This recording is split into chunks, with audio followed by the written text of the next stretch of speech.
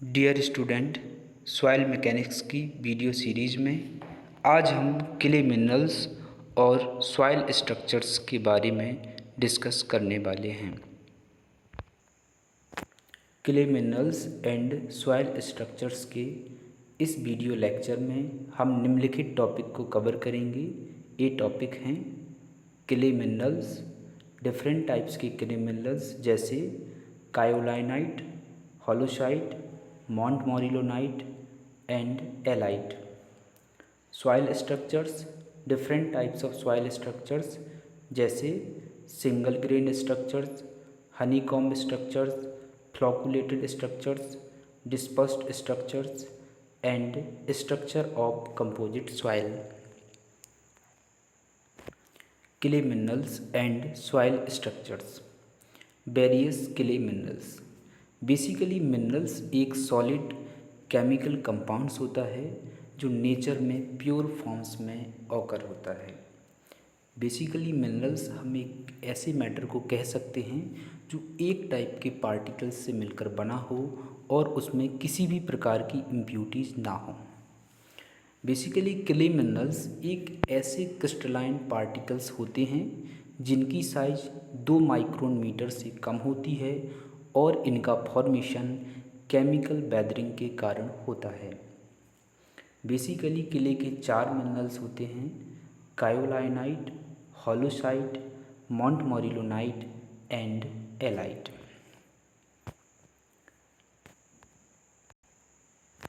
कायोलाइनाइट। कायोलाइनाइट basically एक important clay minerals होता है जो बेसिकली गिब्साइट और सिलिका से मिलकर बना होता है। एक सिलिका सीट और गिब्साइट सीट आपस में कंबाइन होकर कायोलाइनाइट मिनरल्स के यूनिट स्ट्रक्चर का फॉर्मेशन करते हैं और जो कायोलाइनाइट के यूनिट स्ट्रक्चर्स होते हैं वो आपस में एक स्ट्रॉन्ग हाइड्रोजन बॉन्ड्स के थ्रू कनेक्ट रहते हैं। यहाँ पे आप फिगर में देख रहे हैं कि जो ट्रापेजॉइड शेप होता है वो हमेशा सिलिका सीट को रिप्रेजेंट करता है और रेक्टेंगुलर सीट होती है या जो रेक्टेंगुलर शेप है वो गिब्साइट सीट को रिप्रेजेंट करता है। कायोलाइनाइट मिनरल्स की एक सिंगल यूनिट स्ट्रक्चर्स की डेप्थ 7 एंगस्ट्रॉम होती है, जहाँ पे 1 एंगस्ट्रॉम बराबर होता है 10⁻⁻10 मीटर। चूँकि जो कायोलाइनाइट मिनरल्स होता है इसकी स्ट्रक्चरल यूनिट आपस में स्ट्रॉन्ग हाइड्रोजन बॉन्ड के कारण कनेक्ट रहती है, इस वजह से कोई भी क्ले जिसमें मेन मिनरल्स कायोलाइनाइट होता है वो हाईली स्टेबल क्ले कहलाती है। यदि किसी भी सॉइल में या क्ले में मेन मिनरल्स कायोलाइनाइट होता है तो वो वाटर के लिए मिनिमम सेंसिटिव होती है, यानी वाटर यदि उसमें इंटर करता है तो उसमें किसी भी प्रकार की स्वेलिंग नहीं होगी और वाटर के एग्जिट के कारण किसी भी प्रकार का उसमें श्रिंकेज नहीं होता है। बेसिकली जो कायोलाइनाइट मिनरल्स होता है सेडिमेंट्री और रेसिडुअल सॉइल के केस में पाया जाता है। यदि किसी भी सॉइल में कायोलाइनाइट मिनरल प्रेजेंट है इसका मतलब होता है कि वो सॉइल लीस्ट एक्टिव सॉइल है और उसका एक्टिविटी नंबर मिनिमम होगा। दूसरा इम्पोर्टेंट क्ले मिनरल्स होता है होलोसाइट। होलोसाइट बेसिकली कायोलाइनाइट मिनरल्स के सिमिलर होता है, बस इसमें सिंपल सा डिफरेंस यह होता है कि जो कायोलाइनाइट मिनरल्स की स्ट्रक्चरल यूनिट के बीच में हाइड्रोजन बॉन्ड रहता था, लेकिन होलोसाइट मिनरल्स के केस में उसकी स्ट्रक्चरल यूनिट के बीच में वाटर प्रेजेंट रहता है। और होलोसाइट जो मिनरल्स होता है इसका स्ट्रक्चरल एलिमेंट बेसिकली एक एल्यूमिना सीट या गिब्साइट सीट और सिलिका सीट से मिलकर बना होता है और ये स्ट्रक्चरल यूनिट आपस में वाटर बॉन्ड के थ्रू कनेक्टेड रहती है। यदि कोई भी क्ले है जिसका मेन मिनरल्स क्या हो, होलोसाइट हो, और यदि इसको कम्प्लीटली एयर ड्राइड कर दिया जाए तो यह होलोसाइट मिनरल्स कायोलाइनाइट मिनरल्स में कन्वर्ट हो जाता है। बेसिकली ऐसी सॉइल जिनका मुख्य मिनरल्स कायोलाइनाइट या होलोसाइट होता है उनका उपयोग चाइना बियर या चीनी मिट्टी के बर्तन या खिलौने बनाने में उपयोग किया जाता है। और हम जानते हैं कि जो चाइना क्ले होती है उसमें वाटर के कारण ना तो किसी प्रकार की स्वेलिंग होती है और ना ही किसी प्रकार की श्रिंकेज होती है। मॉन्ट मोरिलोनाइट। मॉन्ट मोरिलोनाइट क्ले का एक इम्पॉर्टेंट क्ले मिनरल्स होता है। यह बेसिकली 2 सिलिका सीट और एक एल्यूमिना या गिप्साइट सीट से मिलकर बना होता है। मॉन्ट मोरिलोनाइट की जो स्ट्रक्चरल यूनिट होती है वो उसमें एल्यूमिना सीट या गिप्साइट सीट 2 सिलिका सीट के बीच में सैंडविच की तरह एक्ट रहती है और इसकी एक स्ट्रक्चरल यूनिट की डेप्थ या गहराई 9.6 एंगस्ट्रॉम रहती है। मॉन्ट मोरिलोनाइट के केस में उसकी दो जो स्ट्रक्चरल यूनिट हैं उनमें आपस में वाटर बॉन्ड रहता है। चूँकि इनमें वाटर बॉन्ड रहने के कारण ये बहुत ही वीक बॉन्ड होता है और वीक बॉन्ड रहने के कारण यदि किसी भी सॉइल का मुख्य मिनरल्स मॉन्ट मोरिलोनाइट है तो वाटर के लिए बहुत ज़्यादा सेंसिटिव होती है। यदि किसी भी सॉइल मास में जिसका मुख्य मिनरल मॉन्ट मोरिलोनाइट है और यदि उसमें वाटर कि यदि वह कांटेक्ट में आती है तो वह हाईली श्रिंकेज होती है, मतलब उसमें मैक्सिमम एक्सपांसन होगा या स्वेलिंग होगा वाटर के यदि वो कांटेक्ट में आती है। और यदि वाटर को रिमूव कर दिया जाए या उसको ओवन ड्राई किया जाए मॉन्ट मोरिलोनाइट वाली क्ले को तो उसमें मैक्सिमम श्रिंकेज होता है। मॉन्ट मोरिलोनाइट जो मिनरल्स होता है उसको स्मैकटाइल या 2:1 क्ले मिनरल्स के नाम से भी जाना जाता है। क्योंकि इसको 2:1 क्ले मिनरल्स इसलिए कहा जाता है क्योंकि इसकी स्ट्रक्चरल यूनिट 2 सिलिका सीट और एक एल्यूमिना सीट से मिलकर बनी होती है। बेसिकली मॉन्ट मोरिलोनाइट मिनरल्स होता है एक ऐसी क्ले या सॉइल में पाया जाता है जिनका फॉर्मेशन वॉल्केनिक ऐश या ज्वालामुखी के विस्फोट के कारण जो राख निकलती है उसके कारण होता है। और ज्वालामुखी की राख के कारण जो सॉइल बनती है उसको हम बेंटोनाइट क्ले बोलते हैं और बेंटोनाइट क्ले का मुख्य मिनरल्स मॉन्ट मोरिलोनाइट कहलाता है। और किसी भी सॉइल की श्रिंकेज और स्वेलिंग के लिए जो मिनरल मोस्टली डिपेंड करता है जिस पर स्वेलिंग और श्रिंकेज वो कौन सा होता है, मॉन्ट मोरिलोनाइट होता है। इसके अलावा मॉन्ट मोरिलोनाइट ब्लैक कॉटन सॉइल में भी पाया जाता है। चूँकि मॉन्ट मोरिलोनाइट के कारण क्ले हाईली एक्सपेंसिबल या स्वेलिंग होती है और हाईली श्रिंकेबल होती है, इसलिए इसको हाईली एक्टिव क्ले भी कहा जाता है। चूँकि मॉन्ट मोरिलोनाइट मिनरल्स के कारण बनने वाली क्ले हाईली एक्टिव होती हैं, इस वजह से इनका एक्टिविटी नंबर भी ज़्यादा होता है। एलाइट को भी हम 2:1 क्ले मिनरल्स कहते हैं। यह इसका स्ट्रक्चर भी बेसिकली मॉन्ट मोरिलोनाइट मिनरल्स के सिमिलर होता है। बेसिक डिफरेंस यह है कि मॉन्ट मोरिलोनाइट मिनरल्स के केस में 2 स्ट्रक्चरल यूनिट के बीच में जो बॉन्ड था वो कौन सा था, वाटर बॉन्ड था और एक वह वीक बॉन्ड की तरह एक्ट करता है। लेकिन एलाइट के केस में इसकी जो 2 स्ट्रक्चरल यूनिट हैं इनके बीच में पोटेशियम बॉन्ड एक्ट करता है। ओके, अब जो illite minerals basically stiff clay, shales, lacustrine soft clay और सिल्ट डिपॉजिट में पाया जाता है। यदि किसी भी सॉइल में एलाइट मिनरल्स पाया जाता है तो उसमें स्वेलिंग और श्रिंकेज कायोलाइनाइट मिनरल्स के कंपैरिजन में ज़्यादा होती हैं, लेकिन मॉन्ट मोरिलोनाइट मिनरल्स के कंपैरिजन में किसी भी एलाइट मिनरल्स वाली सॉइल में श्रिंकेज और स्वेलिंग कम होगी।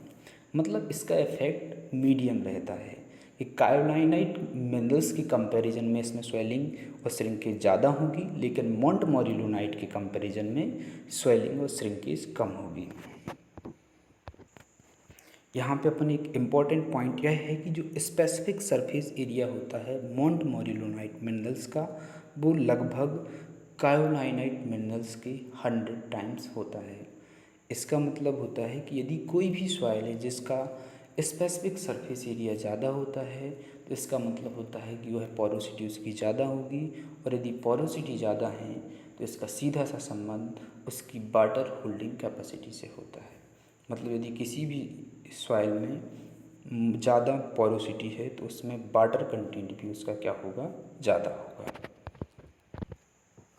Soil structure.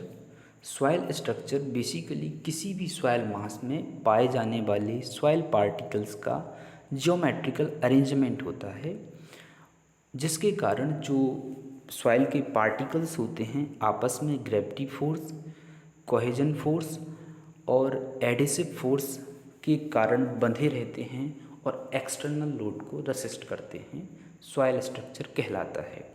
बेसिकली किसी भी सॉइल का स्ट्रक्चर निम्नलिखित फैक्टर्स पर डिपेंड करता है। ये फैक्टर्स हो सकते हैं पार्टिकल साइज डिस्ट्रीब्यूशन, मतलब किसी भी सॉइल मास में कोर्सर पार्टिकल्स हैं तो उसका स्ट्रक्चर अलग होगा और फाइनर पार्टिकल्स हैं तो उसका स्ट्रक्चर अलग होगा। दूसरा होता है ग्रेविटी फोर्स। तीसरा होता है टाइप्स ऑफ क्ले मिनरल्स, किसी भी सॉइल का जो स्ट्रक्चर्स होता है उसमें किस टाइप का मिनरल पाया जाता है उस पर डिपेंड करता है। और चौथा है सरफेस फोर्स। बेसिकली जो पार्टिकल साइज डिस्ट्रीब्यूशन और ग्रेविटी फोर्स हैं यह कोर्स ग्रेन सॉइल के सॉइल स्ट्रक्चर्स को इफेक्ट करता है, लेकिन टाइप ऑफ क्ले मिनरल्स और surface force fine grain soil के सॉइल स्ट्रक्चर को इफेक्ट करता है। Single grain structure. Single grain structure basically cohesion less soil में पाया जाता है और चूंकि हम जानते हैं कि जो कोहेजन लेस सॉइल होती हैं वो होती है सैंड और ग्रेवल। इसमें जो जो पार्टिकल्स होते हैं वो आपस में ग्रेविटी फोर्स के कारण एक दूसरे के कांटेक्ट में रहते हैं। आप फिगर में देख रहे होंगे कि जो कोहेजन लेस सॉइल हैं उसकी जो पार्टिकल्स हैं लगभग एक जैसे हैं और वो आपस में ग्रेविटी फोर्स के कारण एक दूसरे के कांटेक्ट में हैं। सिंगल ग्रेन स्ट्रक्चर केवल उन्हीं सॉइल में पाया जाता है जिनकी पार्टिकल साइज 0.02 mm से ज़्यादा होती है। इसके अलावा जो सिंगल ग्रेन स्ट्रक्चर्स होता है इसमें यदि वाइब्रेशन या शॉक्स को अप्लाई किया जाए तो कम सेटलमेंट होता है, और यदि ये सेटलमेंट हो भी रहा है तो वाइब्रेशन और शॉक्स के कारण ये और अधिक डेंसिफाई स्टेट में चले जाते हैं। इसका मतलब होता है कि यदि सिंगल ग्रेन स्ट्रक्चर पर किसी भी प्रकार का वाइब्रेशन या शॉक अप्लाई किया जाए तो ये और अधिक स्टेबल हो जाते हैं। Honey comb structure. Honey comb structure basically इसका शेप हनी कॉम्ब या मधुमक्खियों के छत्ते के आकार के होने के कारण इसको हनी कॉम्ब स्ट्रक्चर कहा जाता है। यह बेसिकली फाइन सैंड और सिल्ट में पाया जाता है। हनी कॉम्ब स्ट्रक्चर के केस में जो पार्टिकल्स होते हैं वो आपस में कोहेसिव फोर्स के कारण एक दूसरे से जुड़े रहते हैं, लेकिन सबसे बड़ी खासियत इस स्ट्रक्चर्स की यह है कि जिस सॉइल में स्ट्रक्चर पाया जाता है उसमें किसी भी प्रकार की प्लास्टिक प्रॉपर्टीज़ नहीं पाई जाती हैं। तीसरा होता है कि जो हनीकॉम्ब स्ट्रक्चर्स होता है यह बेसिकली वाइब्रेशन और शॉक्स के लिए हाईली सेंसिटिव होता है। यदि हनीकॉम्ब स्ट्रक्चर पर किसी भी प्रकार का वाइब्रेशन या शॉक अप्लाई किया जाए या इम्पैक्ट किया जाए उसके ऊपर तो उसमें हाईली एक्सेसिव सेटलमेंट ऑकर होता है। बेसिकली हनीकॉम्ब स्ट्रक्चर उन सॉइल में पाया जाता है जिनकी पार्टिकल साइज बेसिकली 0.02 mm से 0.0002 mm के बीच में पाई जाती है। Flocculated structure. Flocculated structure basically clayey soil में पाया जाता है। यदि किसी भी सॉइल का स्ट्रक्चर फ्लोकुलेटेड नेचर का होता है तो वो वेट में कम लाइट होती हैं, उनका बॉइड रेशियो हाई रहता है और चूँकि बॉइड रेशियो ज़्यादा होने के कारण उनमें वाटर कंटेंट भी ज़्यादा हो सकता है। इसके अलावा जो flocculated structures basically clayey soil में पाए जाते हैं, इस वजह से ये वाइब्रेशंस के लिए बिल्कुल इनसेंसिटिव होते हैं। मतलब यदि हम क्लेई सॉइल पे वाइब्रेशंस अप्लाई करते हैं तो उसमें किसी प्रकार का जनरली सेटलमेंट नहीं होता है। इसके अलावा फ्लोकुलेटेड स्ट्रक्चर वाली सॉइल में कि कुछ अन्य प्रॉपर्टीज़ होती हैं। इसकी कंप्रेसिबिलिटी लो होगी, परमेबिलिटी हाई होगी और शियर स्ट्रेंथ भी हाई होती है। अब बेसिकली फ्लोकुलेटेड स्ट्रक्चर्स को समझते हैं। इसके particles basically rectangular seed type के होते हैं जिनकी कॉर्नर्स पर नेगेटिव चार्ज होता है और सेंट्रल पोर्शन पे या फेस पर पॉजिटिव चार्ज होता है। फ्लोकुलेटेड स्ट्रक्चर के केस में जो दो पार्टिकल्स के बीच में जो कनेक्शन होता है वो कहता होता है फेस टू एज कनेक्शन होता है, या इसको एज टू फेस कनेक्शन भी बोलते हैं। मतलब चूँकि सेंट्रल पोर्शन में जिसे हम फेस कहते हैं उसमें कौन सा चार्ज है, पॉजिटिव, और एज पर नेगेटिव चार्ज है, इसलिए इनके पार्टिकल्स कैसे रहते हैं, फेस टू एज कनेक्शन रहता है इसमें। और इनके बीच का जो लगभग एंगल 90 डिग्री के लगभग होता है, या कुछ अलग भी हो सकता है। ओके, आप इस स्ट्रक्चर को देख सकते हैं कि यहाँ पे सभी पार्टिकल आपस में एज टू फेस कनेक्शन के द्वारा जुड़े हुए हैं। डिस्पर्स्ड स्ट्रक्चर, डिस्पर्स्ड स्ट्रक्चर भी क्लेई सॉइल में पाया जाता है, लेकिन इसमें डिफरेंस यह है कि कोई भी फ्लोकुलेटेड स्ट्रक्चर वाली यदि क्ले को हम कॉम्पैक्ट कर देते हैं या रिमोल्डेड कर देते हैं तो उसका स्ट्रक्चर फ्लोकुलेटेड से डिस्पर्स स्ट्रक्चर में क्या हो जाता है, चेंज हो जाता है। अब चूंकि हम उस सॉइल को कॉम्पैक्ट कर चुके हैं, इस वजह से उसकी शियर स्ट्रेंथ क्या हो जाती है, कम हो जाती है, कंप्रेसिबिलिटी भी कम हो जाती है और परमेबिलिटी भी कम हो जाती है। चूँकि आपने फ्लोकुलेटेड स्ट्रक्चर में अभी देखा था कि उनके दो पार्टिकल्स के बीच में कैसा कनेक्शन था, फेज टू एज कनेक्शन था, फेज टू एज कनेक्शन था। लेकिन इस केस में हमने उसको क्या कर दिया है, सॉइल को रिमोल्ड कर दिया है। तो डिस्पर्स्ड स्ट्रक्चर के केस में वो पार्टिकल्स पूरी तरीके से फैल जाते हैं और इनका जो ओरिएंटेशन हो जाता है लगभग पैरेलल ओरिएंटेशन हो जाता है। मतलब डिस्पर्स्ड केस स्ट्रक्चर के केस में जो पहले जो उसका ओरिएंटेशन क्या था, फेस टू एज था, क्योंकि हमने उसको रिमोल्ड किया तो क्या हो गया, फेस टू फेस ओरिएंटेशन हो जाता है। और इसके जो जो पार्टिकल्स होते हैं लगभग एक दूसरे के पैरेलल रहते हैं। स्ट्रक्चर ऑफ कंपोजिट सॉइल, यह दो प्रकार के होते हैं, कोर्स ग्रेन्ड स्केलेटन और दूसरा होता है क्ले मैट्रिक्स। बेसिकली जो कोर्स ग्रेन्ड स्ट्रक्चर्स होता है वो सिंगल ग्रेन्ड पार्टिकल्स की तरह ही होता है। क्योंकि इसमें क्या रहता है कि सिंगल ग्रेन्ड स्ट्रक्चर किस में पाया जाता था, सैंड और ग्रेवल के केस में पाया जाता था। क्योंकि इन सैंड और ग्रेवल के जो पार्टिकल्स हैं उनके बीच में क्या रहता था, वाइड स्पेस रहता था, और वो आपस में केवल किसके लिए से कनेक्ट रहते थे, ग्रेविटी फोर्स के कारण। तो यह नॉर्मल वर्टिकल डायरेक्शन में तो लोड रेसिस्ट कर सकते थे, लेकिन इनमें लेटरल डायरेक्शन में क्या होते थे, लोड्स के लिए पूरी तरीके से अनस्टेबल होते थे। तो इस दोष को दूर करने के लिए जो इनके वॉइड्स हैं, इसमें क्या आ गई, नेचर ने क्या फिल कर दी, क्लेई पार्टिकल फिल कर दिए। अब जो क्लेई पार्टिकल्स हैं उन्होंने उसके वॉइड स्पेस को पूरा कवर कर लिया और ये कैसे कार्य करने लगे, एज अ बाइंडिंग मटेरियल। अब चूंकि बाइंडिंग मटेरियल की तरह एक्ट कर रहे हैं तो इनने हर एक पार्टिकल्स को आपस में क्या कर दिया, बाइंड कर दिया और उसकी पोजीशन को क्या कर दिया, फिक्स कर दिया। अब जो कोर्स ग्रेन्ड स्केलेटन वाली सॉइल है वो वर्टिकल लोड के लिए भी स्टेबल हो गई और लैटरल लोड के लिए भी स्टेबल हो गई। यदि एक कोर्स ग्रेन्ड स्केलेटन वाली सॉइल अनडिस्टर्ब्ड स्टेट में है तो वह मैक्सिमम लोड को या हैवी लोड को रेसिस्ट कर सकती है। क्योंकि इस केस में बेसिकली जो लोड जो कोर्स ग्रेन्ड पार्टिकल्स हैं उनके द्वारा रेसिस्ट किया जाएगा और जो क्लेई पार्टिकल्स हैं वो केवल उनको आपस में बांध के रखेंगे। लेकिन यदि इस स्ट्रक्चर को डिस्टर्ब कर दिया जाए तो इस केस में स्ट्रक्चर कैसा हो जाएगा, वीक हो जाएगा। फिर क्या होगा कि जो कोर्स ग्रेन्ड पार्टिकल्स हैं वो ज़्यादा लोड तो रेसिस्ट कर सकते हैं। अब चूँकि मान के चलो इसको हमने डिस्टर्ब कर दिया तो एक लेयर किसकी आ गई, कोर्स ग्रेन्ड सॉइल पार्टिकल्स की आ गई, उसके बीच में एक पतली सी लेयर किसकी आ गई, केवल क्लेई पार्टिकल्स की आ गई।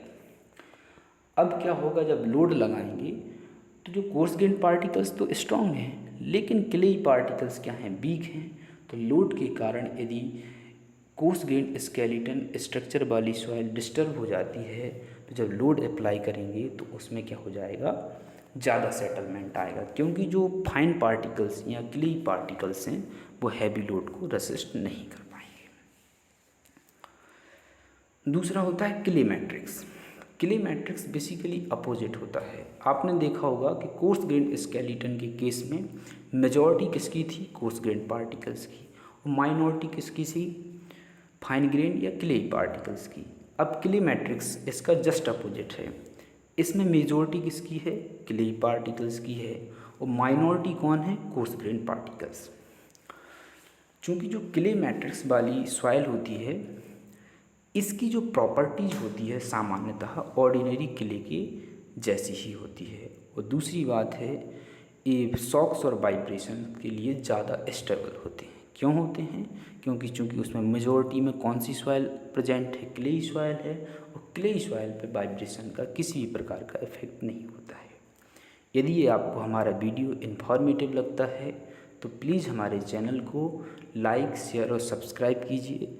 साथ ही बेल आइकॉन को प्रेस कर दीजिए ताकि नया वीडियो आने पर आपको नोटिफिकेशन प्राप्त हो जाए। धन्यवाद।